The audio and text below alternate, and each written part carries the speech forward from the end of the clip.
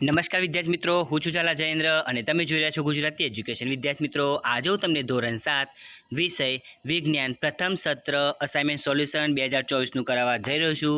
તો વિદ્યાર્થી મિત્રો, જોઈએ પ્રશ્ન 1 એની અંદર વિદ્યાર્થી મિત્રો વિકલ્પો આપેલા છે અને વિકલ્પો તમારે 12 માર્કના પૂછા છે. પ્રકરણ 1 નંબર 1, વનસ્પતિ પ્રકાશ સંશ્લેષણની પ્રક્રિયા દ્વારા પોતાનો ખોરાક શામાંથી તૈયાર કરે છે? તો કાર્બન ડાયોક્સાઇડ અને પાણીમાંથી. નંબર 2, વનસ્પતિની પ્રકાશ સંશ્લેષણની ક્રિયામાં અંતિમ પેદાશો કઈ છે? તો કાર્બોદિત અને ઓક્સિજન. નંબર 3, નીચેના પૈકી કઈ વનસ્પતિમાં હરિતદ્રવ્ય હોય છે? તો લીલ. નંબર 4, નીચેના પૈકી કઈ પરોપજીવી વનસ્પતિ છે? તો અમરવેલ. નંબર 5, નીચેના પૈકી કઈ વનસ્પતિ કીટાહારી છે? તો કરસપણ. નંબર 6, નીચેના પૈકી કઈ મૃતોપજીવી વનસ્પતિ છે? તો ફૂગ. નંબર 7, લાઇકેન એ કયા બે સજીવો વચ્ચેનું સહજીવન છે? તો લીલ અને ફૂગ. હવે પ્રકરણ 2 એમાં પહેલું, નીચેના પૈકી જટિલ પદાર્થ કયો છે? તો સ્ટાર્ચ. નંબર 2, મુખ ગુહામાં ખોરાકના કયા ઘટકના પાચનની શરૂઆત થાય છે? તો સ્ટાર્ચમાં. નંબર 3, જીભનું ટેરવું કયો સ્વાદ જલ્દી પારખે છે? તો ગળ્યો.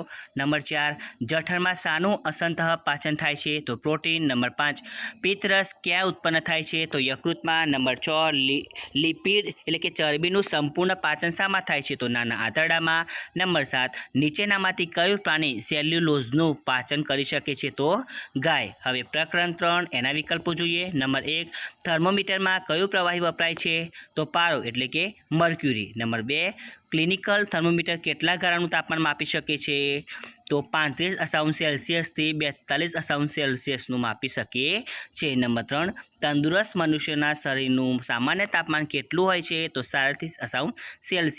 નંબર 4, કયો પદાર્થ ઉષ્માવહનની રીતથી ગરમ થાય છે? તો લોખંડ. નંબર 5, કયા સ્વરૂપના પદાર્થો ઉષ્માનયનની રીતથી ગરમ થાય છે? તો પ્રવાહી અને વાયુ. નંબર 6, કયું પ્રવાહી ઉષ્માવહનની રીતે ગરમ થાય છે? તો મર્ક્યુરી.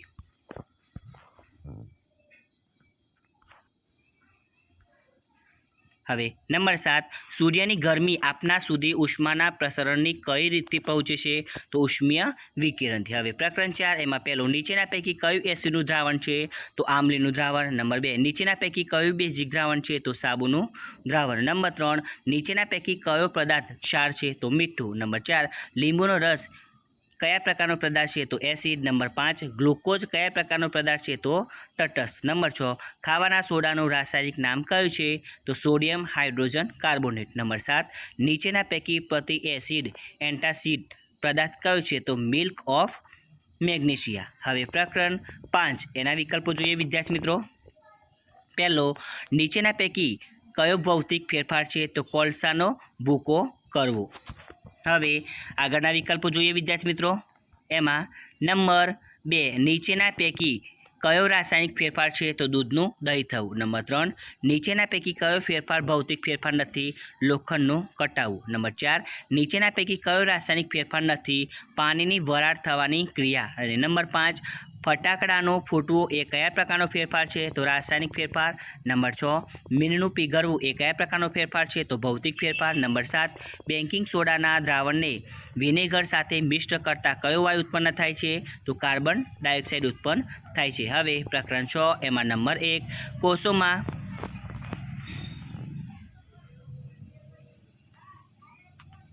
હવે પ્રકરણ 6 એમાં પહેલો, કોષોમાં ઓક્સિજનની મદદથી ખોરાક ગ્લુકોઝનું વિઘટન થઈ શક્તિ મુક્ત થવાની પ્રક્રિયાને શું કહે છે? તો જારક શ્વસન. નંબર 2, કોષીય શ્વસનમાં ઓક્સિજનના ઉપયોગથી કયા પદાર્થનું વિઘટન થઈ કાર્બન ડાયોક્સાઇડ પાણી અને શક્તિ મુક્ત થાય છે? તો ગ્લુકોઝનું. હવે નંબર 3, ઉચ્છ્વાસ દરમિયાન પાંસળીઓ નીચે તરફ જાય છે.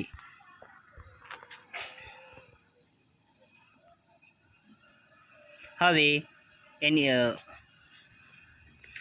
નંબર 4, જારક શ્વસન દરમિયાન શું ઉત્પન્ન થાય છે? તો કાર્બન ડાયોક્સાઇડ પાણી અને શક્તિ. નંબર 5, ભારે કસરત કરતી વખતે શા માટે થાક લાગે છે? સ્નાયુઓમાં અજારક શ્વસન થવાથી. નંબર 6, અળસિયું શાના દ્વારા શ્વસન કરે છે? તો ભીની ત્વચા દ્વારા. હવે નંબર 7, વંદામાં હવા શાના દ્વારા શરીરની અંદર પ્રવેશે છે? તો શ્વસન છિદ્રો દ્વારા. તો વિદ્યાર્થી મિત્રો, આ હતો તમારે વિજ્ઞાનનો પ્રશ્ન 1નું સંપૂર્ણ સોલ્યુશન. તો વિદ્યાર્થી મિત્રો, તમને અમારી આ વિડીયો પસંદ આવ્યો હોય તો વિડીયોને લાઇક કરો, કમેન્ટ કરો, શેર કરો અને સબસ્ક્રાઈબ જરૂર કરો. અને આના વગર બીજી વિડીયો જોઈતી હોય તો તમારે નીચે ડિસ્ક્રિપ્શનની અંદર લિંક આપી છે એના પર ક્લિક કરવાનું એટલે તમને વિડીયો મળી જશે. તો વિદ્યાર્થી મિત્રો હવે આપણે ઝડપથી વિજ્ઞાનના ભાગ 2ની અંદર મળીશું. ધન્યવાદ.